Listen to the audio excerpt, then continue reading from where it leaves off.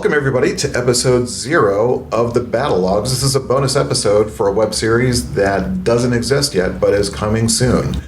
I am John King. I'm here with my co-host, Patty Hawkins. Howdy, howdy. So I'm the literature guy who likes comic books a lot, and you are a comic book expert, and here's where you're going to say, not exactly. I've read a lot of comics. I have no degree or any of that sense to it, but I will say this much. I read a lot of comics before my time. I read a lot of comics after my time, meaning that when I kind of stopped loving them, but I still keep up with them to a certain extent. And basically, as it says on my short version of my resume, I talk professionally about capes, swords, and ray guns. And sometimes I write them. Yes. Though with not enough drawings. So 1 month from now, we're going to present my interview with Chip Kidd, the Eisner Award-winning writer and book designer and just an all-around great guy. So I had a great conversation with him.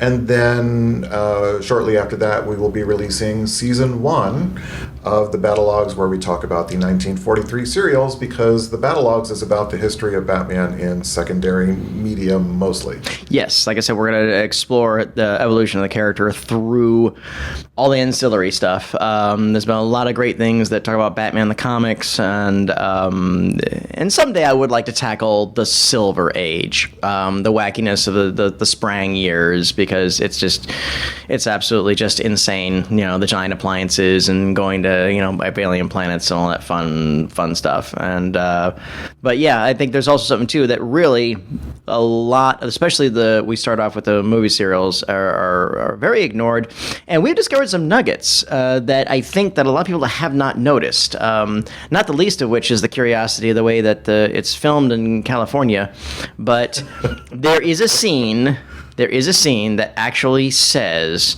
which state that Gotham City is in. And we'll release that Easter egg pretty soon. And even though nominally in the comics it's considered New Jersey as an unspoken rule. But we decided to jump in earlier than we planned because of this new Batman film that came out on October 4th, Todd Phillips' Joker.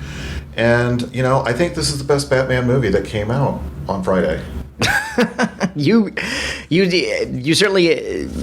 certainly disliked it more than I did, but here's the curious thing about it. I totally understand. This is very much a movie that's going to be in the eye of the beholder, and that's why I think the critics are kind of split on it, and there's a consensus. One pattern I've noticed, and I said this in my review immediately, is that it won the Golden Lion at the Venice Film Festival. European critics have given it standing ovations. American critics have poo-pooed it incessantly, and I have a theory about that. We can talk about it later, but really, audiences are enjoying it. I do wonder if they're enjoying it for the right or the wrong reasons. And again, that's the divisiveness of this film. And I will say this much: if cinematic art is meant to evoke an emotional response and meant to evoke discussion, then it's succeeded. And I think it succeeded as a film. Does it succeed as a Batman movie? No. Not by my tastes. And so let's go back to the beginning. I mean we're not going to do a plot thesis, because by the time this comes on out, you'll have seen it if you wanted to. So yeah, we're not promising to just spoilers. Yeah, just in case. Okay, we'll go to spoilers. But essentially, yeah, this movie is about the Arthur Fleck, and we see the beginning of his story, and essentially this whole movie is, as what I call it, a perfect chain of imperfect dominoes that are just all falling, and when the last one falls finally on him, he finally breaks. He is a fragile soul, and the movie really tries to show that it's the first time in a long while that they've given a comic book villain a sympathetic role. But he's not a comic book villain, and that's what it is, and that's the catch-22 about it. If you drop all the peripheral Batman elements to it, it's actually a much more believable movie. It's less believable and attempting to tie it into a tether to their own version of a Batman mythology. And we see his fall, we see his spiral, and then we see him finally snap, and then he becomes a version of the Joker. And even then, though, there's not. When he finally says, at the end, introduce me as Joker, it's like there's nothing that I saw when I thought about it. Nothing I saw that, like, when he makes that final jump, when he deals with his mother for lying to him his whole life, and then makes the full murderous snap. At one point, where does Joker come from?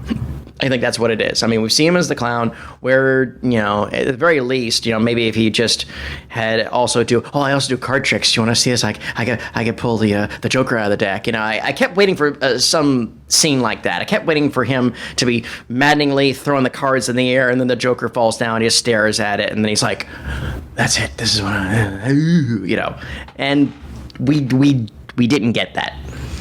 No, this is, for me, it was a little bit maddening for a couple of reasons related to that. So, the Batman stuff seemed very much like an afterthought.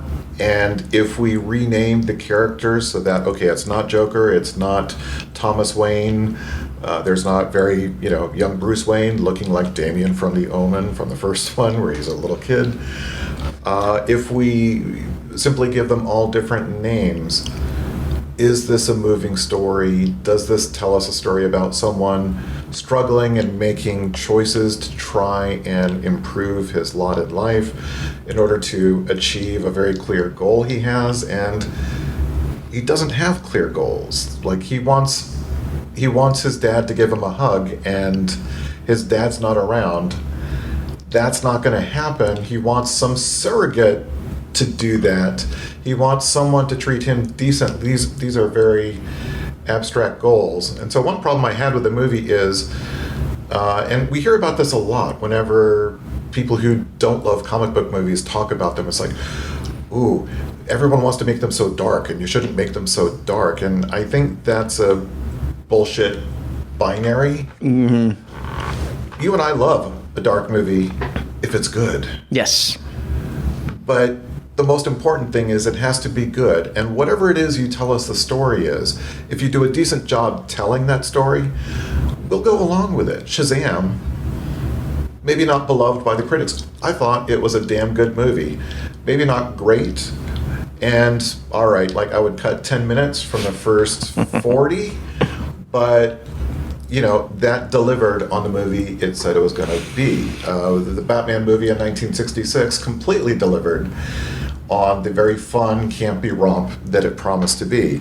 So this is a Gotham City that's basically New York, largely around the Times Square area in 1981, but it's very beholden to the films of the 1970s, except it's bleaker than Taxi Driver. It's more bleak than Midnight Cowboy. So it has these movies that it's paying homage to, but it's like, oh, I'm going to be serious. Remember Taxi Driver? Just imagine Taxi Driver without anyone who's sympathetic or cares or helps. And it's like, I don't know that that's grown up. To take a look at Taxi Driver and go, oh, I'll make a place even worse than that.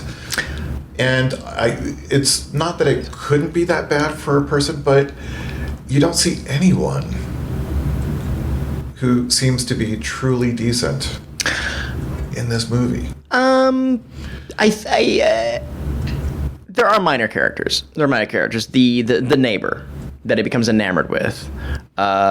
She and that's exactly why he becomes so enamored with her, because she just treats him nicely, not overly top, whatever. Just when their first encounter, she doesn't freak out at his weird behavior. Yes, at first. Yeah, and even then, when he does wander in the apartment, and then we realize that their relationship has been in his head, she still she doesn't start throwing pots and pans at him or anything like that. She's just quietly like, "Are you okay?" You know. And I know there's a theory going around saying that, oh, he killed her. We just didn't see it. I'm like, if he killed, like, look, no, because when he kills the guy, gives him the gun, he tells the dwarf, it's like, you were nice to me, you could go.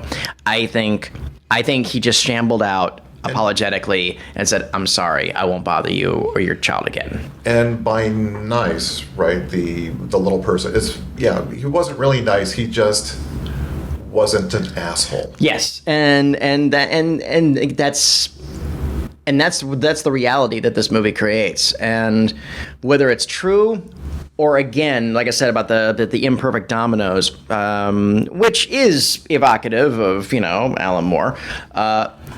Frustrated comic.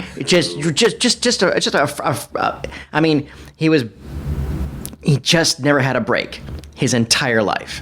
He just never had a break. And the thing is, he tried to make, and the movie does a good job of really showing him he's trying to do the right thing. He's trying to work. He's trying to do right by his mom. He wants to be a comedian because he wants to make people laugh.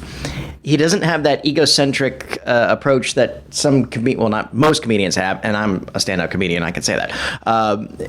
So he doesn't have a problem with that. He genuinely just wants people to sort of smile, and then maybe he'll just be liked. And again, he's a gentle soul. He's trying to be the change he wants to see in the world. And their narrative is just constantly just squirming him to the point where there's nowhere for the character to go except this thing he becomes. And again, some people like really sort of like that. I can see the logic of it, but I can see that it's contrived. Oh, I thought it was very contrived. And so, like, it's this weird thing. Okay, if this wasn't the Joker, if this wasn't building towards some future conflicts, this isn't like in the top 30 movies that deals with this subject that I could think of, including movies that it is proudly wearing on its sleeve as an influence. Taxi Driver, The King of Comedy, So I've said this before. I mean, yes, everybody makes the parallels. Falling Down. Yeah, I honestly, I swear, I think it's got more to do with Falling Down, and everybody has laughed when I said this, and the ending is more evocative of Conquest of the Planet of the Apes. And everybody's been snickering at it, but when they see the movie, and then they think back to the end of Conquest, yeah, the whole writing and the craziness and the speech and the downtrack, and I do stand by my thing about it too, is that I don't think they set out to make a movie that was deep.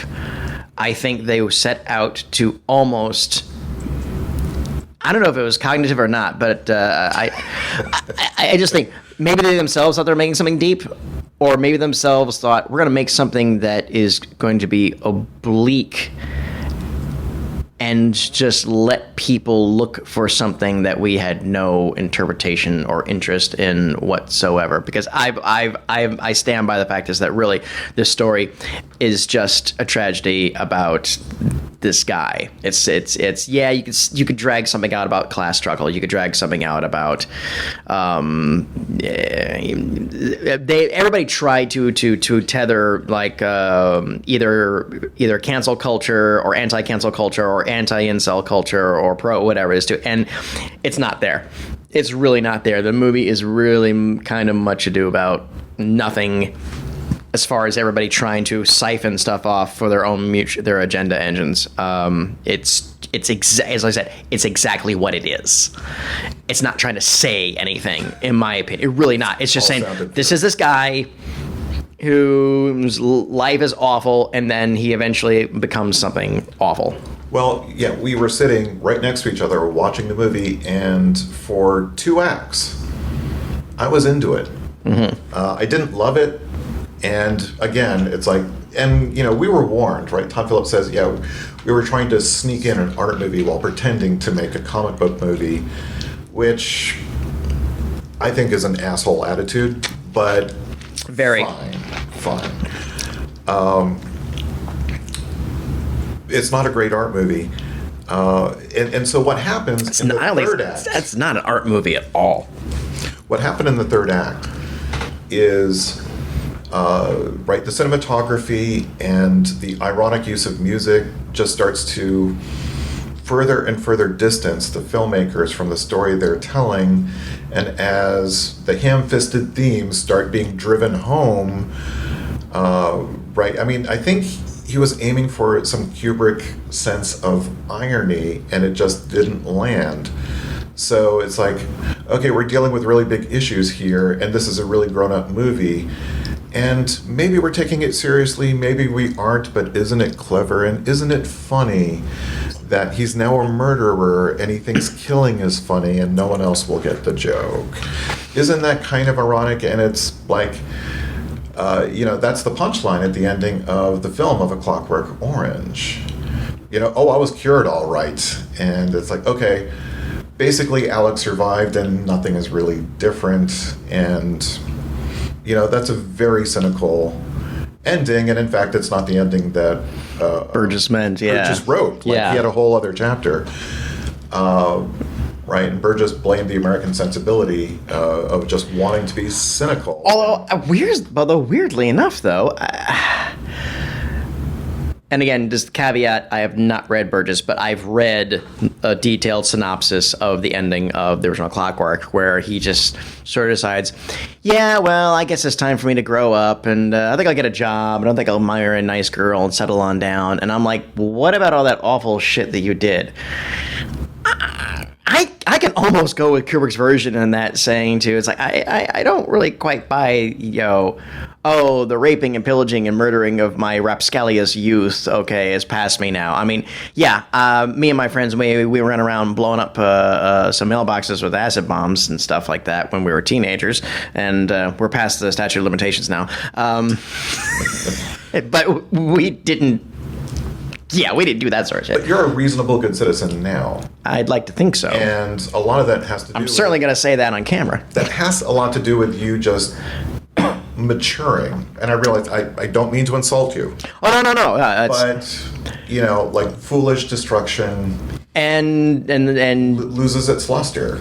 Yeah, it kind of does. Kind of in your 20s. It absolutely. I look back at it now, and oddly enough, it's like some random.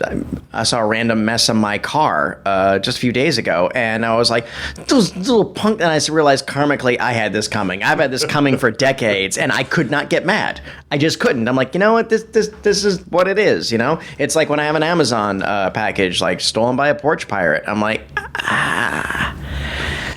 yeah. Could have been you once upon. Yeah, it could have been.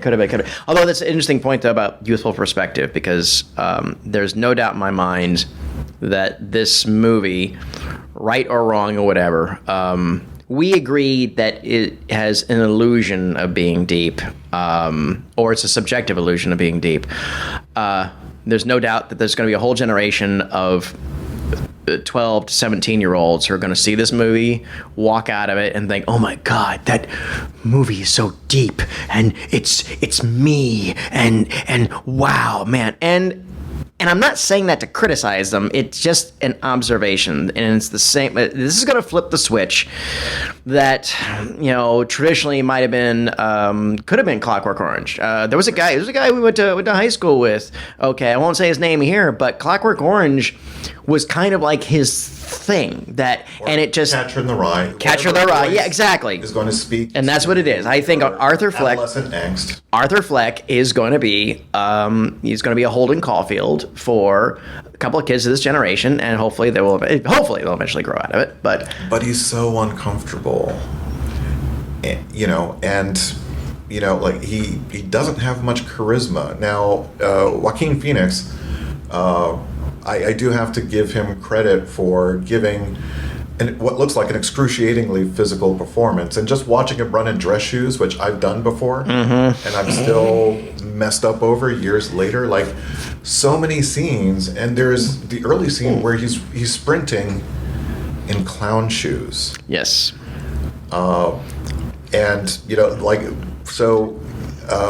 I think people are giving him too much praise, like the abuse he put his body through and the intensity with which he attacked the role.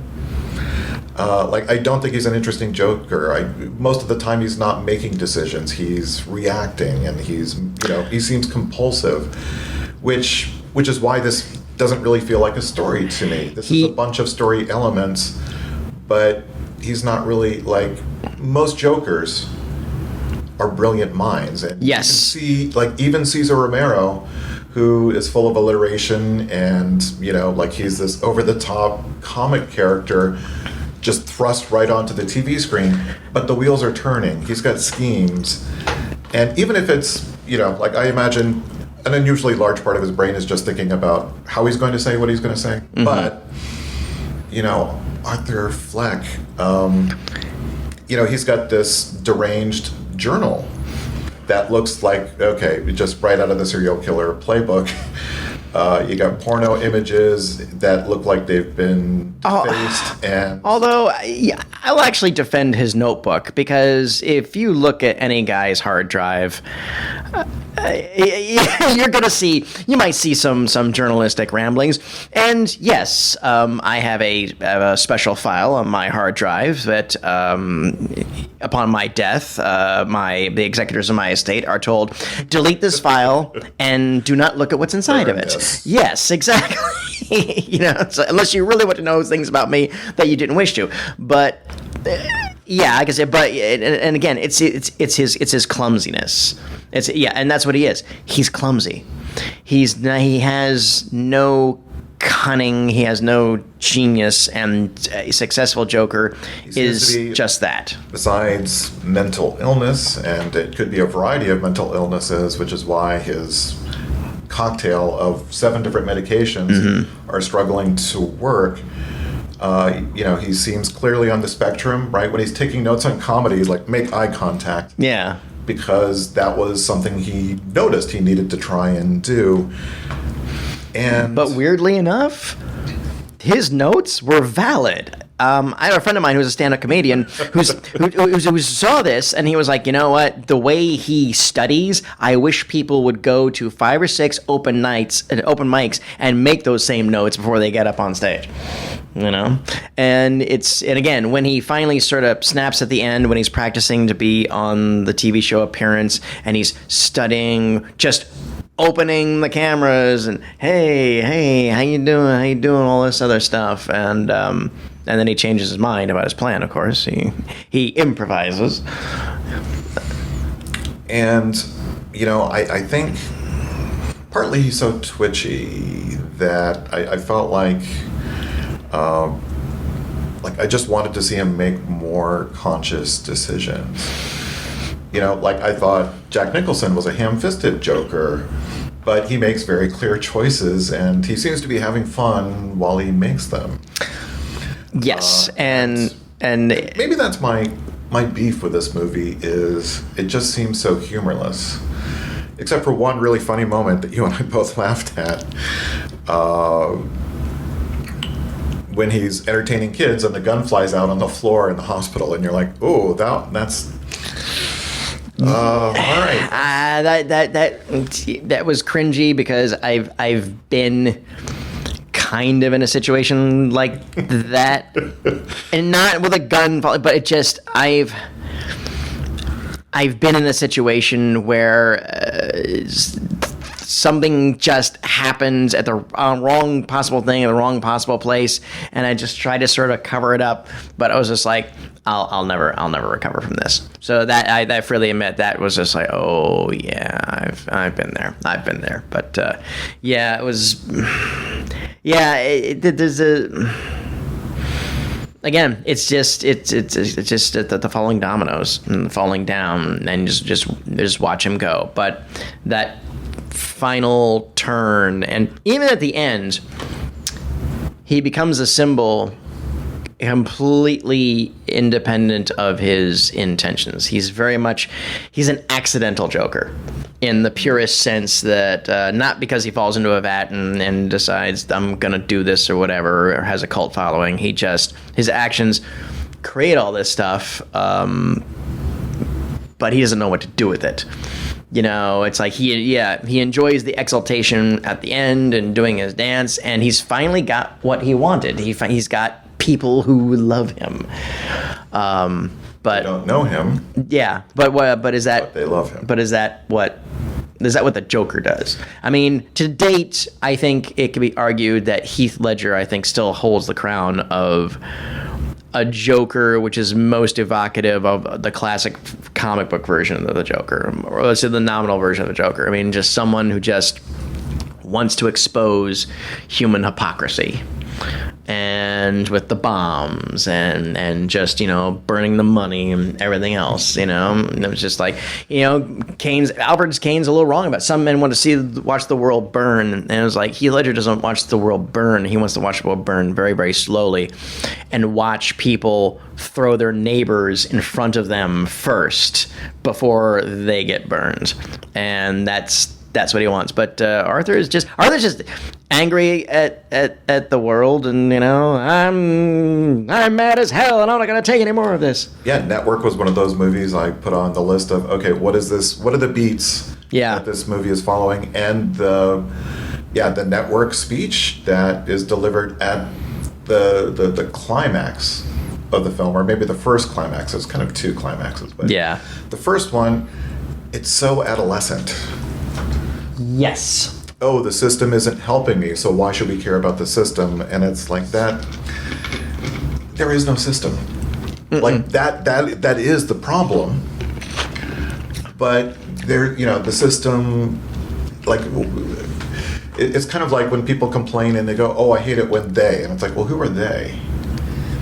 Yes. Like, okay, who's making terrible Batman movies? All right. Yeah, I know. It's Zack Snyder. Like, okay, him. I don't like what he did. And, all right, there are executives who let him do what he wanted to do, which is fine. But, if I'm going to be angry, it's important to actually know who it is that you're having a disagreement with, rather than this infantile relationship to the world in which you expect your parents to be a buffer for everything. And admittedly, Arthur had hideous parenting, and he's emotionally stunted. He looks like he's 40 here. So, if in this scenario, if Batman is going to be a thing, well, all right, he's going to be in his 60s when Batman starts to break. Yeah, I think somebody said he's supposed to be 30-ish, even though he's in real life he's our age. But yeah, he could be he was smoking nonstop, so all right, maybe that put some age on his face. Yes. All right, we'll grant that. Which I am not a smoker, occasionally cigars, but I did kind of I hate to say this, but I kind of like seeing a character who smoked again. I don't know why, because, again, he sort of used it as a nervous stage of it, too. And it was a good visual cue when he turned the corner when he was smoking in his mom's room in the hospital. And that was a visual cue to me that was just like, okay, he's really done now. We're going to see him. We're seeing him flip over. Yeah, and of course, that was a very timely thing. It was in 1981. Because it's not, and again, one of my favorite nods, just because of what it is. The movie they're seeing is double feature. It's not Tyrone Power and the Mark of Zorro. It's double feature of Blowout and Zorro the Gay Blade, a movie I absolutely adore. Two amazing films from 1981. Blowout, not so much, but I like Blowout. I haven't seen it in like 3 decades, so maybe I should revisit it. Well, the problem is, when the Joker runs past a marquee for 2 better movies than the one you're watching, you're like, oh, right, I could, oh man, this is, and so to me, it felt like too much of a pastiche of other movies. There's a shot that seems directly out of Midnight Cowboy with him leaning his head, as a passenger on a bus, and then him leaning his head on the window of the police car, which just... there's... Heath Ledger, and then Heath Ledger's head comes out kind of like a dog, and he starts to... And again, there really is nothing new here if you're a student of cinema of any kind. And again, I had no problem with that because they kind of put their cards on the table. I think that they really just said, okay, we're creating our own homage or whatever to it. That's fine. That was okay. I'm a little put off by the sense that, again, younger people who don't know any better will walk out of this distillation thinking it's awesome, and if they ever look back at the movies that inspired it, those movies will be incomplete to them. Like if we sat them down to some of these kids and said, okay, we're gonna watch Taxi Driver, and it's like, oh well, this is like some of Joker but not all of Joker. It's like if you watch King of Comedy. And that was always my earliest problem with Seth MacFarlane in the first, 5 seasons of Family Guy. They pitted it out too. Was the way they would recreate scenes from movies, not necessarily even classic movies, but beat for beat for beat. But there was absolutely no nod that, we've taken this from a Marx Brothers movie. We've taken this from Animal House. We've taken this from the other two. To the point where kids watching it for the first time will think of that as the source. And I think if you're going to do that, then you've got to give some kind of a nod. It could be like inside the story itself or just outside of it. I think they've covered themselves by saying we've looted and pillaged everything from Serpico to Network to everything else, even the visual look of the movie. And they've captured it magnificently. That movie I totally believed that was 1981 in a big city. And Gotham is supposed to be the worst American city possible. It is supposed to be like New York during the shitty years, or Chicago during the shitty years, or even like Pittsburgh Detroit. or Michigan. Detroit, yes, exactly. Take him to Detroit. No, not Detroit. Anything but that. So, again, I will give them credit for that. And but also too, and this goes back to the I feel the failure as a Batman movie, where it's like, is this a city even worth saving? And the biggest thing I thought, which was mean-spirited and very deconstructionist, was the fact that they made the Waynes not particularly likable. They don't deserve, I think, what happens to them, but you just what happened to them? when they suffer their inevitable fate, as they always do, which I didn't think you needed that. I didn't think we needed to see. We got to see it one more time. We could have just seen them go down the alley and the guy follow him, and then that was that. It was very. I will say this much.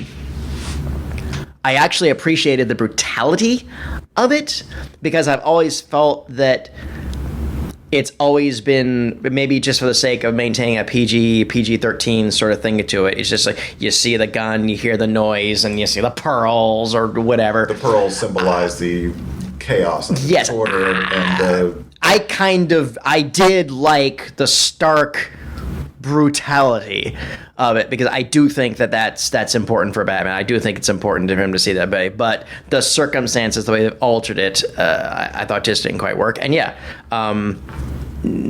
Thomas Wayne's a dick. His wife, you could tell his wife is a trophy wife. You tell Martha is, the blonde and just very austere and very like icy and waspy.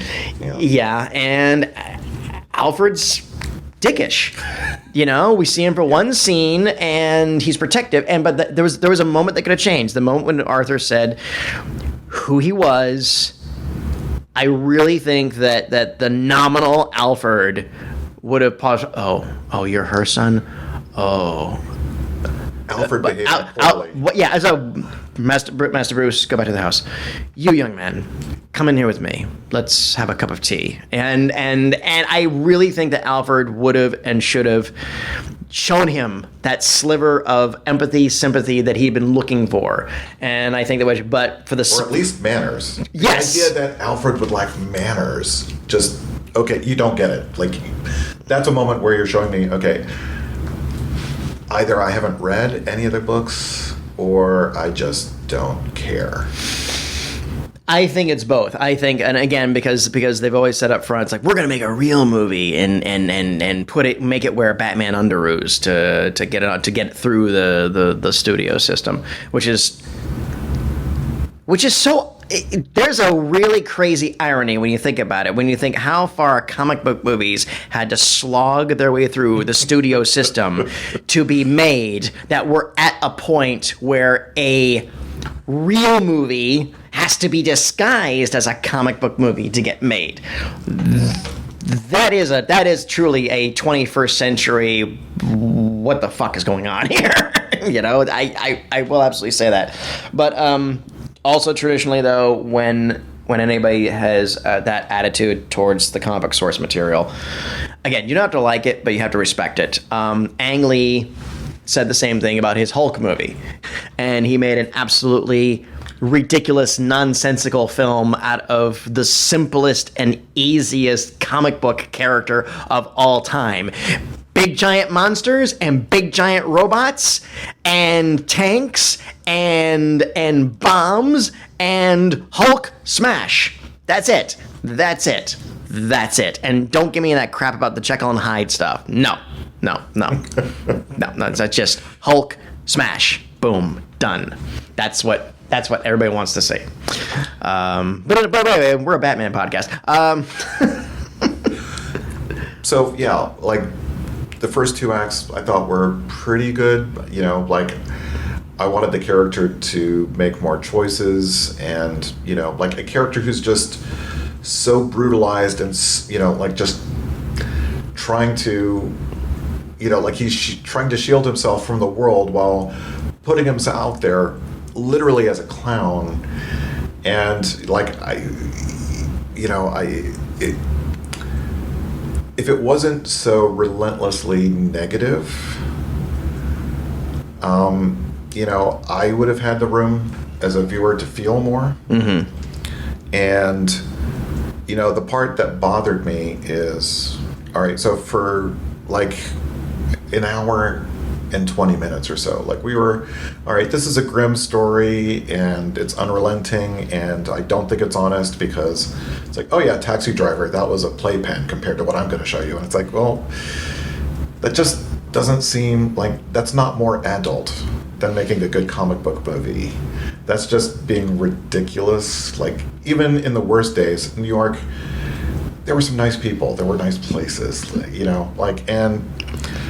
and the thing that seems unforgivable to me. But I do think that fits into the whole tragedy of the situation, where again, his Gotham was that brutal. Or just his life was that brutal.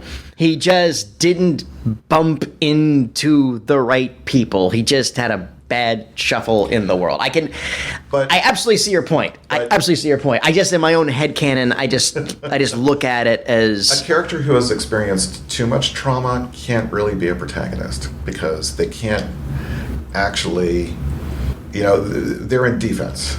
Mm-hmm.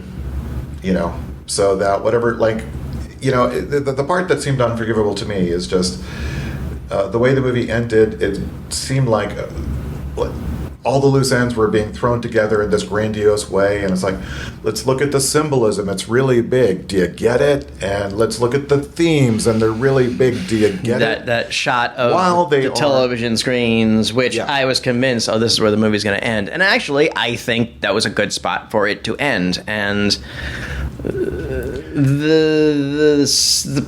that other scene, a lot of people have suspected that was tacked on for some various reason, and maybe just to set up that he lives, he's captured, so he'll try to escape again or whatever. Keep on killing. Maybe, I don't know. I was perfectly content for them to pull out in the screens and be like, okay, this is their state. Which again, that was how King of Comedy ended. Just the character on the screen and the media, and you don't really quite. Although for King of Comedy, you get the meta story. Yeah, in King of Comedy, it's arguable about if Puffkin is really experiencing that or if that's in his head. In the same way that there are several slips in this film, and again, there are other scenes which I think happened that some people have said, no, that was in his head. That wasn't in his head. Some people even got started, the whole movie is in his head, and he's just been in that room the whole time. It's like, no. Yeah, how many angels can you fit on the head of a pin? Yeah, I know. And we've all seen and read Alice in Wonderland. You can only play the "it was all a dream" thing in a fictional story once. It doesn't work like that anymore. So by the end of the movie, I felt like, Scott Phillips and his co-writer Scott Silver, I just felt like they weren't taking their own story seriously anymore, and they thought they were being clever, and like poor Arthur, I think, deserved a better story in the last act. So it's like, here are big ideas and it's really controversial and let's go talk about it, but I don't feel like they earned the conversation. I don't. Again, this is my own gut instinct. I don't think that they thought they were being clever in the sense that we're going to make something deep. I still kind of feel like we're going to make something that's just has one level, but it's gonna be something where people are gonna look at it. It's like you go to some crazy art gallery or whatever, and it's the framed painting of nothing. And I think that they're just like, we'll let the eggheads and everybody will look at it and they'll all start putter and mutter about their own theories to it and to that effect. That's for some reason that's how I feel. It's either, maybe they're having a joke on us. I don't feel like that they were being, if anything, I just felt, the only thing I feel towards them is a little bit of animosity towards, again, just sort of dissing the source material that much. And again, not so much on the Joker side of it. The Joker's always been an enigma. The Joker's had a bazillion origins, but again, is no definitive one, and I'm okay with that. But Batman's gotta be Batman. He's gotta have the nice, rich parents who, are very civil, and again, in the previous, in the Nolan trilogy, he's a doctor, and we take the train in to remind us that, hey, we're folks too, and all this stuff. That was great. That was absolutely great. And in this, and I wonder what kind of a Batman that Bruce Wayne would evolve into. I almost feel like that would be the one that would, like, if they had their druthers, and it may happen. I mean, Warner Brothers could turn around and say, like, you know what, the money's in. Guess what? You guys are the Batman guys now. So you make the Batman movie and all that stuff. And I would just be all like, their Batman would be the one that uses guns, like, overtly, like machine gunning guys, which is what Zack Snyder wanted to do, but he was kind of pulled away from. And even Tim Burton's one too, when he dropped the bombs and stuff. And again, to me, Batman does not kill. I mean, he won't necessarily, he'll try to save somebody if they're falling from a building or whatever, but he'll maim someone. He'll fuck a son of a bitch up. He will cripple them for life. He will do all sorts of things. But Batman, again, this is my own headcanon. In the Batman Spawn crossover, he actually jokes like, "Oh no, I don't have dreams, but I give people nightmares." Like, yeah. Yeah. It was a little goofy, but I think Frank was having fun. If people want to use the excuse, the deconstructionists want to say, "Oh, Batman is just a little boy who's upset or whatever." Too. Well, you know what? Then take that, and I tend to take that like this. In Batman's minds, yes, criminals must be physically punished, and then brutalized and scared, but he will not kill them because that's too easy. He wants them to go to jail. He wants them to rot in jail. He wants them to rot in there and think about what they did wrong.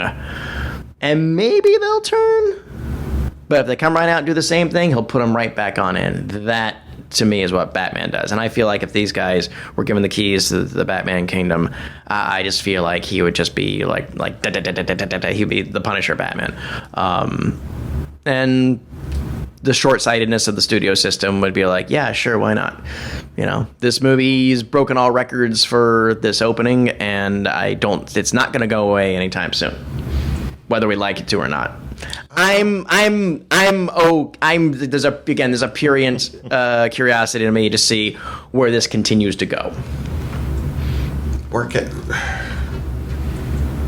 So the Joker will be fighting Batman, but the Joker will be using a walker. All right. I did this right. I'm not saying that they should continue this. I'm really not. The thing that bugs me about this movie, besides the movie itself, is DC's inability to commit to a plan. So that they are just taking all of these properties and zinging it at the wall like it's spaghetti, seeing what's going to stick.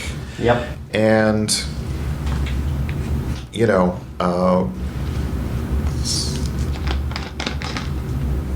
it was 3 years ago. We had a different Joker. It was 11 years ago that we had Heath Ledger's Joker. And I realize it may be glib to beg DC, please use the Marvel model, because I think they were trying to in Justice League and Gathering, but all right, Zack Snyder's not the guy. Maybe Patty Jenkins. Maybe. She's doing really well with Wonder Woman. She is a director. She's not. The thing is, Kevin Feige is a producer. So he controls the directors. He controls everything. He is Kevin Feige and the Marvel system. He is what a classic case of he's a person who's a node. What George Lucas was with Star Wars, and we've seen it arguably spiral without him being in control. The Muppets have floundered for a decade. They've tried stuff and it's modestly successful to a certain point, but the magic is gone.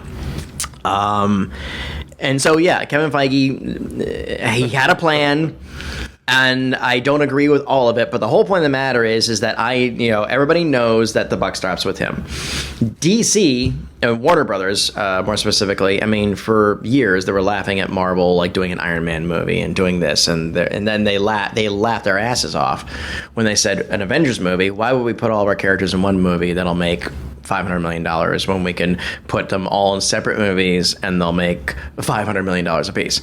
And then Avengers did what it did, and then how quickly Time Warner just scrambled. And again, all these mid-level executives trying to protect their job, all of a sudden like, well, I've been saying for years that we need to do this. And again, without any real planning, with this knee-jerk reaction, and Zack Snyder made some good movies for them, and he had ideas, and Zack Snyder he's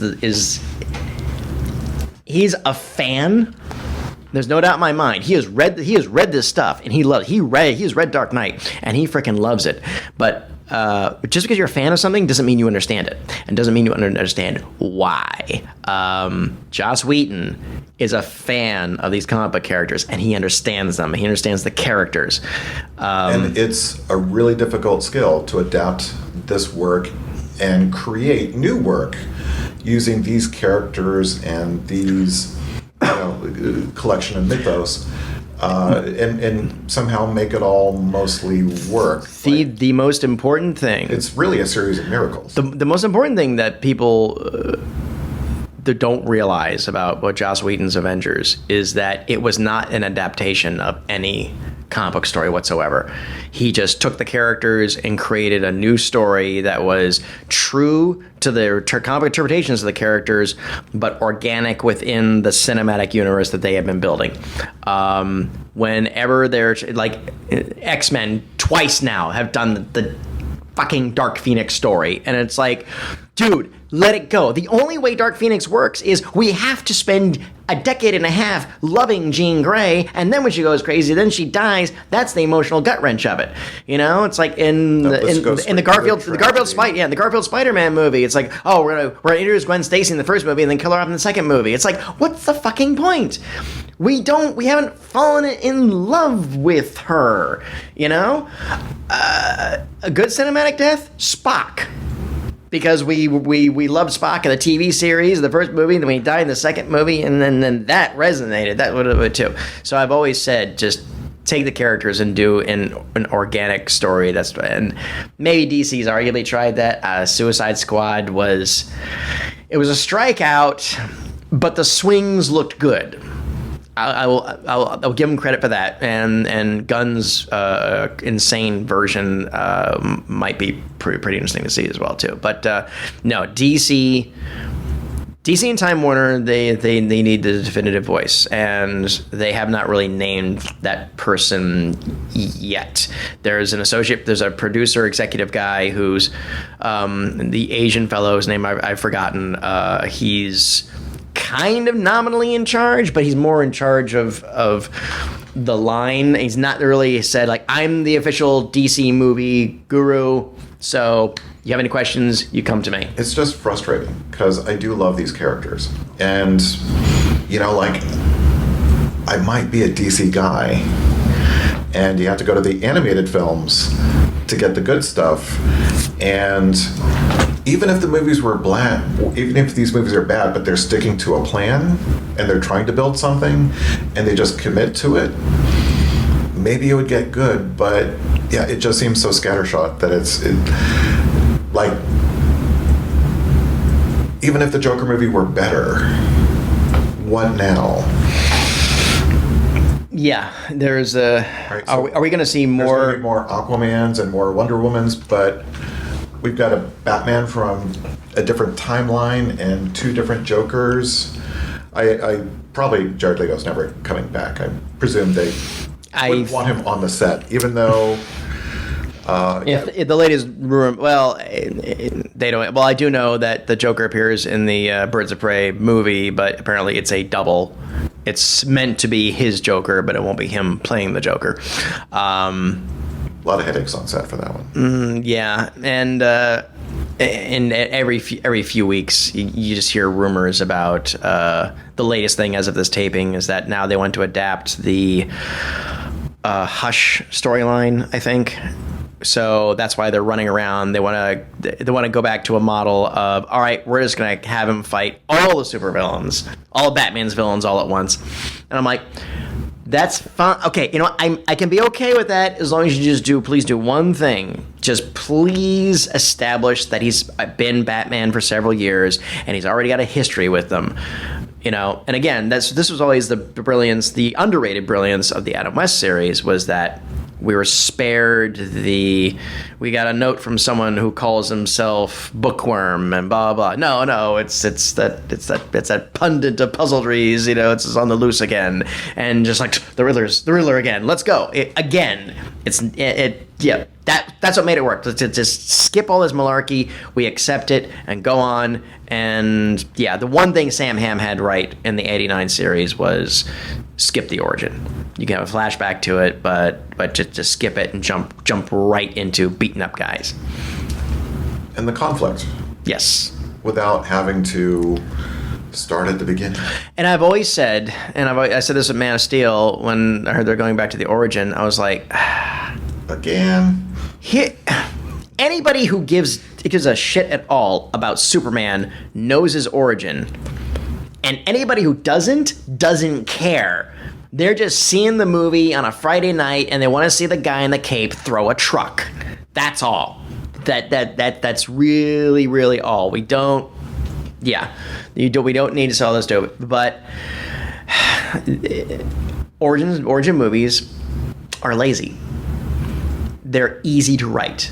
They're absolutely easy to write. That's why we see more prequels now than sequels, because you've got a built-in audience, you got a built-in plot, you've already got a laundry list of things that you just write down on your index cards and put them on your wall and be like, oh, okay, well we got to show how Han Solo gets the Millennium Falcon. All right, we got to show how he meets Chewbacca. Oh yeah, okay, all right, we got to do that. We got to know where the dice come from. Oh yeah. Where he gets his vest from? Yeah, it's like, and I don't care. I don't care. Where did he get his belt from? Yeah, I would have appreciated a movie of younger Han and younger Chewie just getting into shenanigans. Didn't have to be any sort of an origin story. I've always said the perfect beginning would be like they're in a cantina, not Mos Eisley. He plops down 2 drinks, like, well, enjoy it. This is the last. This is the last of our money until we get a gig or a charter or something soon. Excuse me, I'm looking for a ship, and then you got MacGuffins and Empire and blah and all that stuff. Just go from there. So if this next movie skips the origins of Batman and all that, that's fine. At one point, Deathstroke, the Terminator, Wilson Slade, he's got like 15 different names. He was on deck to be the villain. And I would have been okay with that if they had done Slade right, because Slade's supposed to be this guy who could use 90% of his brain power. I would have liked to have seen a character that Batman would have to legitimately outfight, and mentally, as opposed to physically. But again, and that's been my biggest criticism about all the live action Batmans. None of them have been smart. Maybe not necessarily dumb, but none of them have been smart. None of them are supposed to be the genius that Batman is supposed to be. He's just got a lot of resources, and he's a decent manager. So Being rich is a superpower. yeah. Ha! I'm rich. Yeah. You know, again, in the Nolan trilogy, when he's in the pit, I just wanted to see him just staring at the pattern and sketching out in the dirt and doing measurements and everything else. And then he's, after a day and a half, he's figured it out, and for the first time ever, he does it perfectly. No, instead, he's got to try it, he's got to fail, and then somebody's got to give him the fortune. The person's got to give him the fortune cookie wisdom of boom, here you go, and then Catwoman's got to save the day. And so, but anyway, the Joker. No, just Joker. Joker, right, Joker. I said this in my review, and we probably got to wrap up, so I'll say this much too. This is not an entertaining movie, but I did find it engaging, and I can't call it entertaining because it was too sad and it was too mean-spirited. But I wanted to see what happened next. You know, up and again, as a film, that succeeded. As a Batman movie, I won't call it it's not so much a failure as much as it's just a weird anomaly. It shouldn't exist. It's not a Batman movie. It's not really a Batman movie. It's, like I said, they put it in Batman underoos to snooker the comic book crowd to go on into it, and it certainly succeeded. So now I am genuinely a little concerned about what else they can dress up as a pseudo comic book movie with a beloved property, and then what are they going to do with it? You know, whether it's something esoteric like, oh, let's do the Challenges of the Unknown and turn it into a Matrix ripoff or whatever, or anything, you know. And yeah, I think it's a dangerous precedent. And not because of what the movie is. I think it's a dangerous precedent for what it might portend to Warner Brothers and their properties, because Let's make more of this. Yes, and as we've proven, and it's been proven right now, they are extremely reactive. They are not proactive, and Warner Brothers is kind of hurting right now. They really are. Business-wise, they're not doing so great. They're not they're not as bad as like Paramount right now, which is still begging for money. And they have new corporate masters. The merger with AT&T kind of puts AT&T in charge of them now. And even the future of DC Comics is rumored to be possibly in danger. Not so much that they'll cancel the line, but there's been a lot of scuttlebutt that DC will stop, and then the characters will be licensed out, which led to Marvel properties getting lost, and then well, that's not so much getting lost. If you're talking like stuff like ROM and Micronauts, they were owned by the toy companies. No, I mean Spider-Man and X-Men and just all the licenses that Marvel gave out to generate cash. They would keep the cinematic rights. I'm talking about the actual comic books. Like the actual, like they would actually license out, oh, okay, you want to do, and which, by the same token, I would be the first one to call them up and say, how much do the comic book rights for The Unknown Soldier for 3 years? You know, it's like 10,000. Well, shit, I can raise that. You know, and I'll partner up with an artist, and I'll do some I'll try to do like 30 issues of some kick-ass World War II adventures and espionage and shit. So there's a lot of characters in that world. Yeah, there's a certain. Again, I'm not saying I would agree with it, but you know what? Fuck it. let's see a little chaos. And quite frankly, I'm not too confident in DC Comics' leadership at the moment. I think they're a little bit lost, and I think if they're not going to change that leadership, then, and if AT&T is just going to say, why are we even bothering with this, and they want to send it on out, then all right, let's see what happens. I mean, it could be a wondrous disaster, like when Marvel in the 90s, when they farmed out a lot of their main titles to the Image guys, and how that's looked upon as just but hey, it shook things up. Although, arguably, it also killed Mark Gruenwald. But supposedly, he took home the pages of Rob Liefeld's Captain America the night he had a heart attack. Oh. Just like, ugh. And on that positive note, well, that's enough for episode 0. So we will see you back in about a month.